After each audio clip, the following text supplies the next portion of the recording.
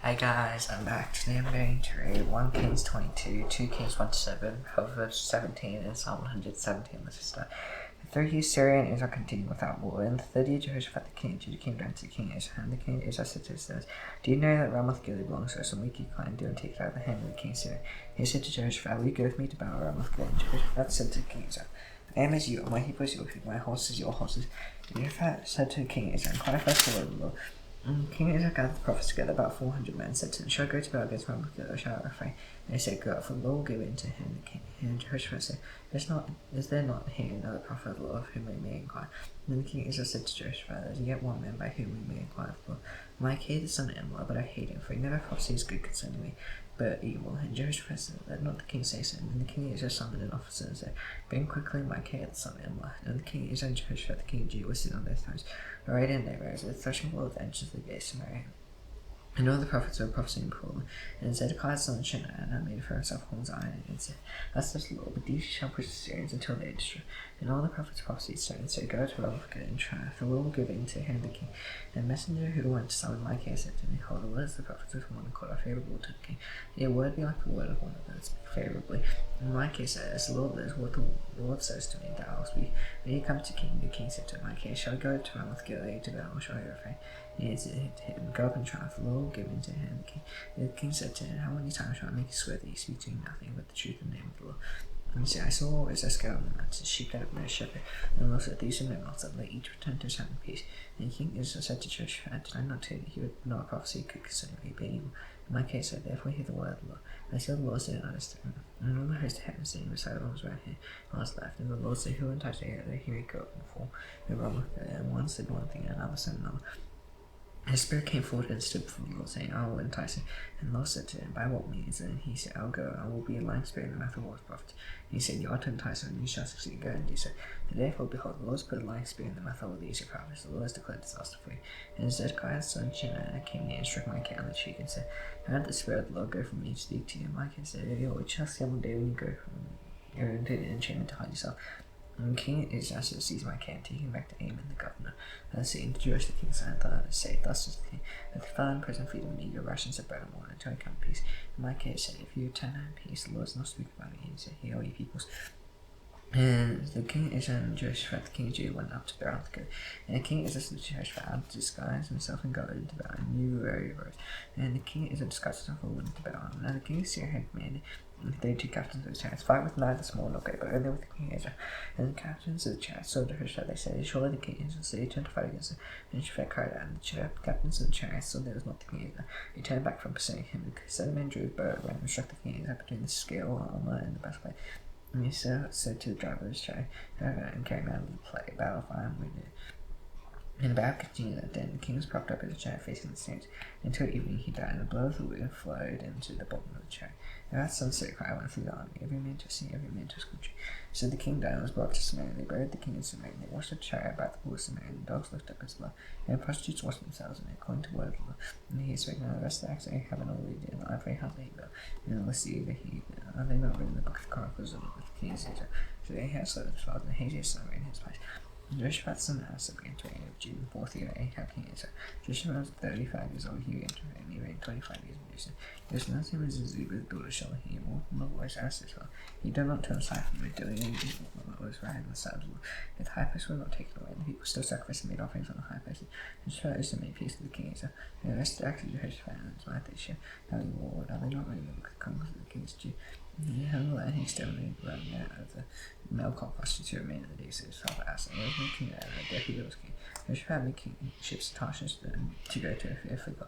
They did not go, the ships were wrecked at Azingaba. And his son Ahab said to Jehoshaphat, Then my servants go with you, your servants in the ships, and Jehoshaphat was not willing. And Jehoshaphat slept with his father and was buried with his father in the sea of David's father. And Joram his son reigned in his place. Jehoshaphat's son Ahab began to reign over Israel and Samaria. In the 17th year, Jehoshaphat king of Judah. He reigned 2 years over Israel. He did what was evil in the sight of the land, walked in the way of his father, in the way of his mother, in the way of Jeroboam son of Nebat, who made Israel to sin. He served Baal and worshipped him for both the Lord the God of Israel, and in every way that his father had done. 2 Kings 1-7. After the death of Ahab, Moab rebelled against Israel, and Hazael fell through the lattice and suffered shame in Samaria. In lay 6, so he fell upon sent messengers to him, Go inquire of Baal, the god of Ekron, whether I shall recover from the sickness. But the angel of the Lord said to Elijah the Tishbite, Arise, go up to meet the messengers of the king of Samaria. I say to them, is it because there's no God in it, so that you're going to inquire about it? And they go to echo, nevertheless, the Lord shall come down from the bed to which you've gone, and surely die. So Elijah went, and the messengers returned to the king and said to him, why have you returned? He said to him, the king lamented to me, yes. And said to us, go back to the king, and say to him, ask this Lord, but it is because there's no God in it, that you're sending to inquire about it. And they go to echo, therefore you shall not come down from the bed to which you have gone. You shall surely die. He said to him, what kind of man was he who came to meet you? And 20 of these things he answered, he wore a garment of hair with a bow let around his waist. And he said, it is Elijah the Tishbite. And the king sent him a captain of 50 wells, 50. He went up to Elijah, who was sitting on the top of the hill, and said to the man of God, the king says, come down. Elijah answered the captain of 50, fire the man of God, if I come down from heaven and consume you in your 50. If I came down from heaven and consumed him in his 50. The king sent him another captain of 50, you man with his 50. And he answered and said to him, man of God, this is the king's order, come down quickly. And Elijah answered them, if I am a man of God, like if I come down from heaven and consume you in your 50. And the fire of God came down from heaven and consumed him in his 50.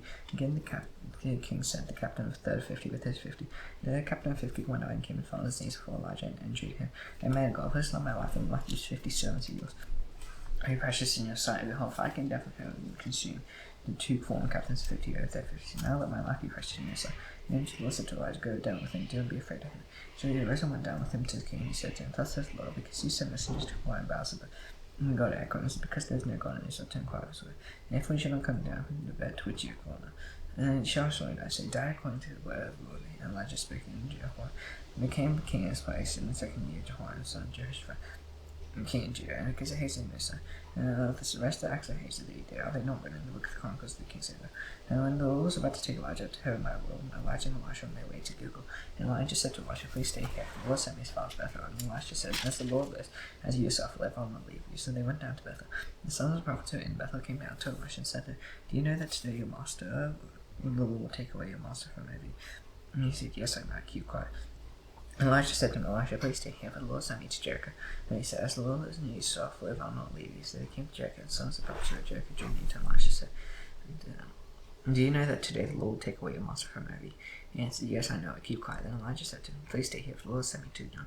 He said, as the Lord lives and you yourself live, I will not leave you. So the two of them went on. 50 men of the sons of the prophets who went and stood at some distance from them, as they both were standing by the Jordan. And Elijah took his cloak and rolled up and struck the water, and the water parted to the one side and to the other, till two of them could go over on dry ground.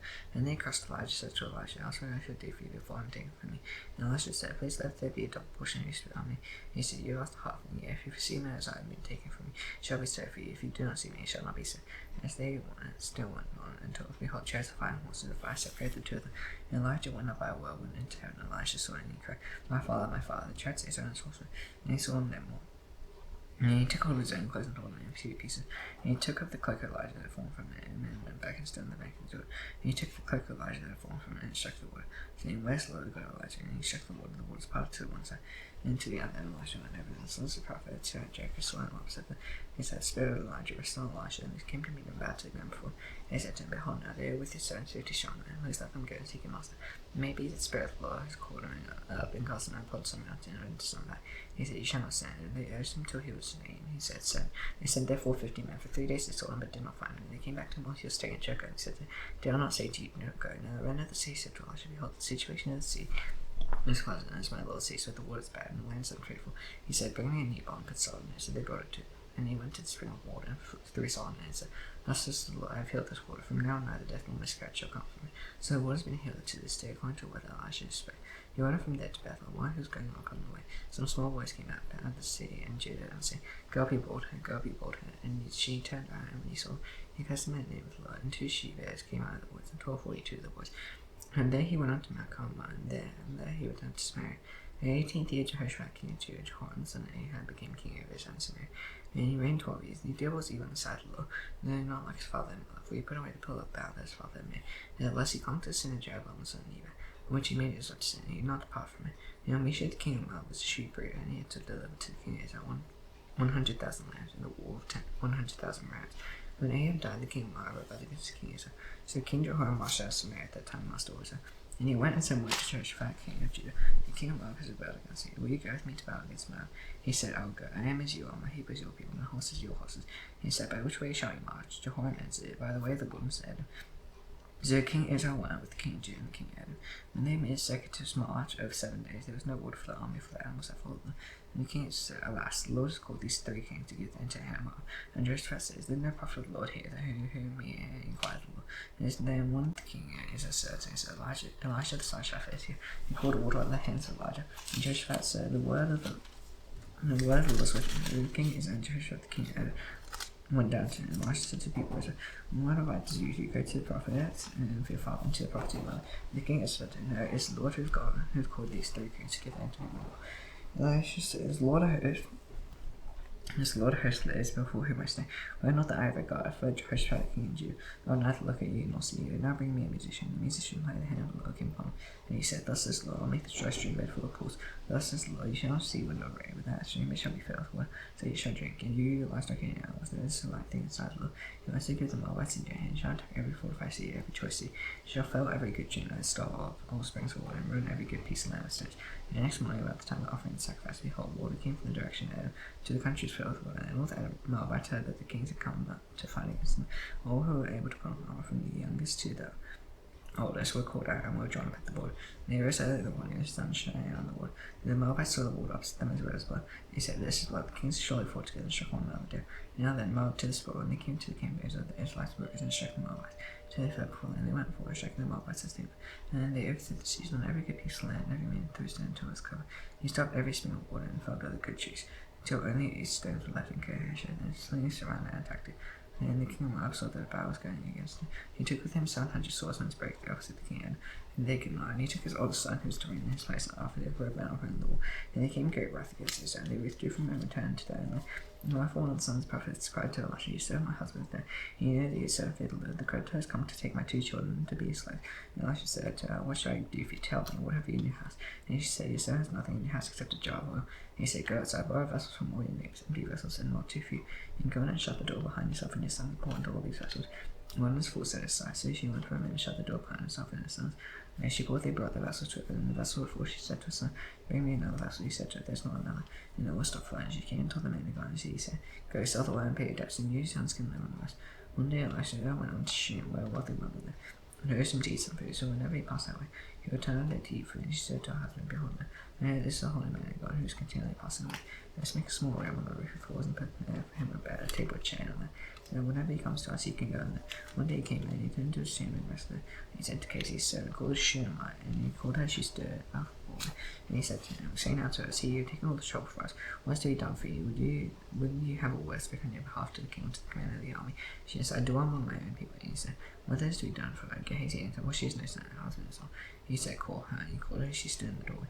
And he said, At this season, about this time next year, she will embrace the son. And she said, No, my lord, the man of God. She will write to Sarah, the woman conceived. She bore a son about the time before next week. As Elisha said to her, Child, and go. She went on one day to his father among the reapers. And he said to his father, No, my hand, my hand. The father said to her, Carry him to his mother, and they lifted her and brought him to his mother. The child sat in her lap till noon, and he died. She went up and laid him on the bed of the man of God, and shut the door behind him and went out. Then she called her husband and said, Send me one of the sons and one of the donkeys. And he went quickly go to the man of God and come back again. And he said, Why will you go to him today? It is neither new nor Sabbath. She said, It was well. And she sat on the donkey, and she said to her servant, I stand well. She was lacking the pace of me, I must tell you. So she set out and came to the man of God and not come. The man of God saw her coming, he said to Casey, Look, there's the Shunammite. Run up once and meet her and said to her, Is all well with you? Is all well with your husband? Is all well with the child? She answered, All was well. And she came to the mountain to the man of God. She poured water at his feet. And he came to push away. The man of God said, Do not lay fair land, for she is in bitter distress. And the Lord has hidden it from me and has not told me. And she said, Did I ask my Lord for a son? Did I say, Do you not want to see me? He said to Casey, Tie him his garment and take my staff in your hand and let go. If me, anyone do a greater. And if anyone grace you, don't reply. Lay my staff on the face of the child. And the mother of the child said, As the Lord lives and as you suffer, and will not leave you. So the risen father and Casey went on ahead and laid the staff on the face of the child. And there is no sound of sign of life, therefore he returned to me and told, The child is not awake. And now as she came to the house, he saw the child lying dead on his bed. So he went and shut the door behind the 2 of them and prayed to the Lord. And he went out and lay on the child, putting his mouth on his mouth, his eyes on his eyes, his hands on his hands. And he stretched himself upon her, and the flesh of his child became warm. He got up again, walked once back and forth in the house. He went up and stretched himself upon her. The child sneezed 7 times. And the child opened his eyes. He summoned Casey and said, Call the Shunammite. And he told her, and she came to him. He said, Take me, son. She came and fell at his feet, bowing to the ground, and she picked up a son. And Elisha came to Gilgal, and there was a famine in the land. As the sons of the prophets were seeking for him, he said to his servants, sit on the large pile, and bore a stew for the sons of the prophets. One of them went out to gather herbs, and found one vine, and gathered from it his lap full of long goods. Came and cut them up into the pot of stew, not knowing what they were, and poured out some for the men to eat. While they were eating the stew, they cried out, "There's a man of God, there's death in the pot, and they cannot eat it." And he said, "Then bring flour," and he threw it into the pot, and said, "Pour out some for the men, that they may eat." There was no harm in the pot. And then came from Baal-Shalisha, bringing the man of God bread for the first fruits, 20 loaves of barley and fresh ears, growing and snack, and Elisha said, "Give it to the men, that they may eat." And the servant said, How can I see this beforehand?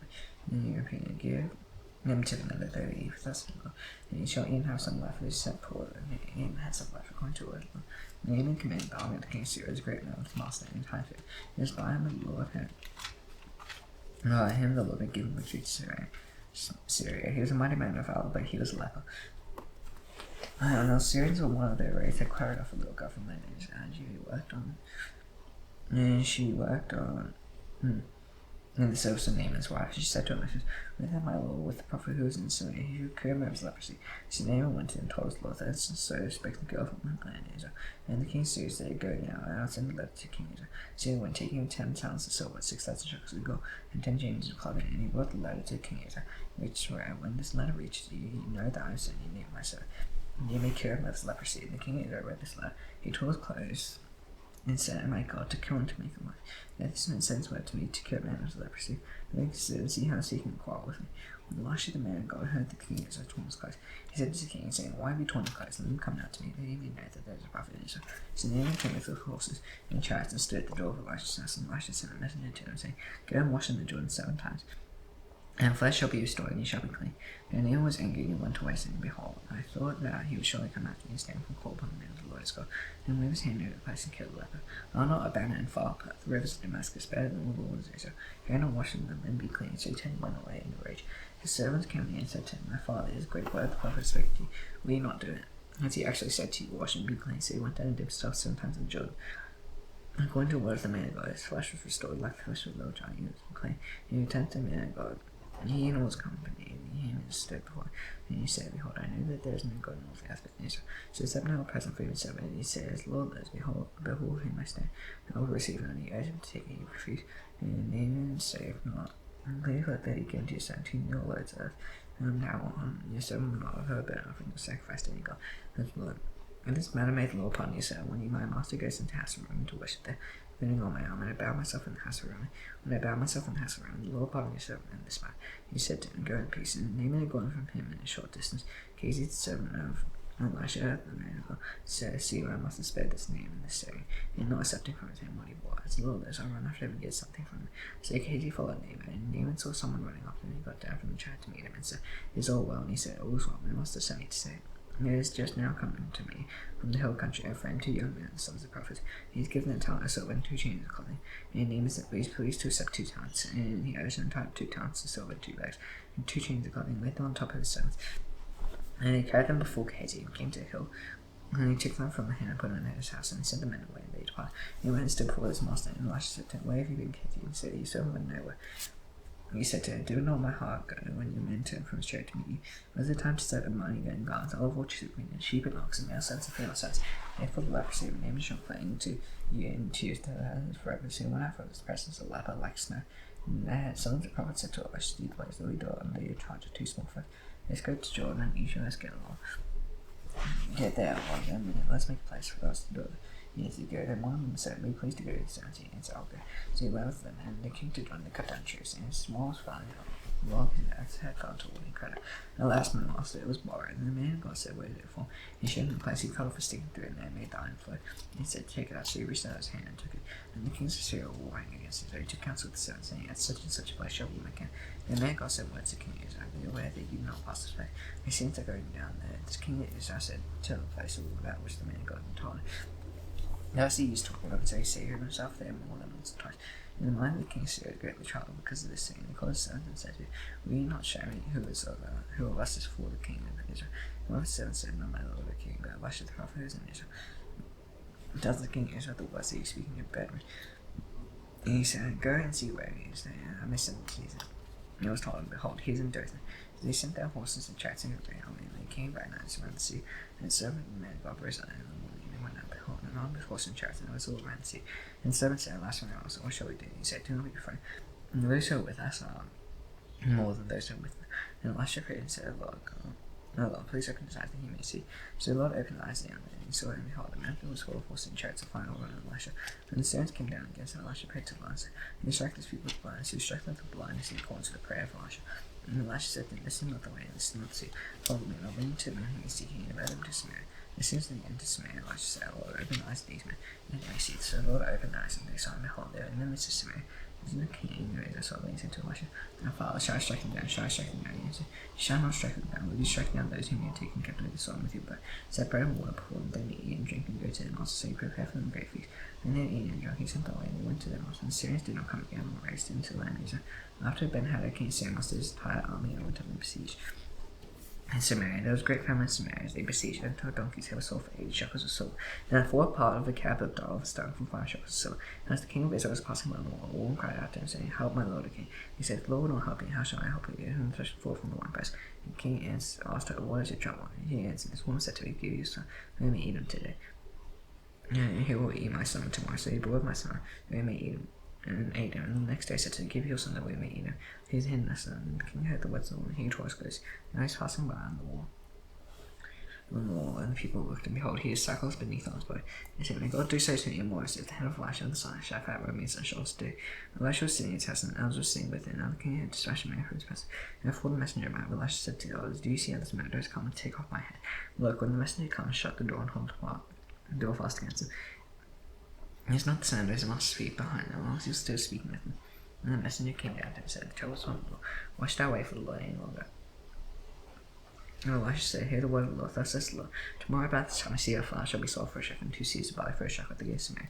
And the captain whose hand the king lay, and said to him, His Lord himself should make windows, and heaven should give this thing be. And he said, You shall see with your own eyes, we shall not eat of it. And then there were 4 men who were lepers, the man just to the gate, and he said to one another, Why are we sitting here until we die? If we say, Let us enter the sea, if famine is in the sea, we shall die there. If we sit here, we die. So we shall now come, and let us go over to the camp of the Syrians. If they spare our lives, we will live. If they kill us, we shall but die. So they rose the twilight to go to the camp of the Syrians. When they came to the edge of the camp of the Syrians, behold, there was no one there. When the Lord had made the army of the Syrians hear the sound of chariots and horses.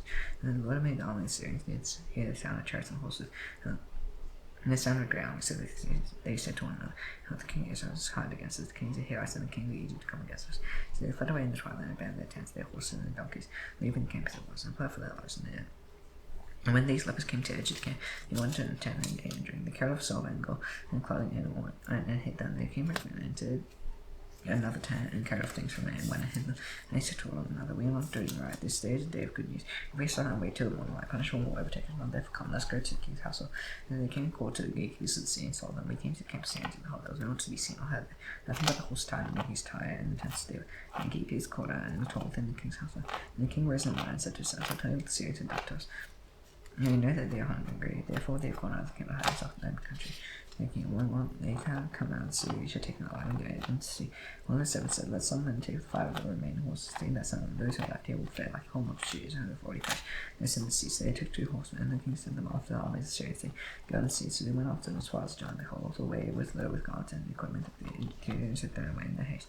And the messengers returned and told the king. And the people went out and plundered the camp of the Syrians. So a seah of fine flour sold for a shekel, and 2 seahs of barley for a shekel, according to word of the Lord. And the king had appointed the captain, on whose hand he laid to have charge of the gate. And the people trampled him in the gate, so they died, as the man of God said when the king came down to him.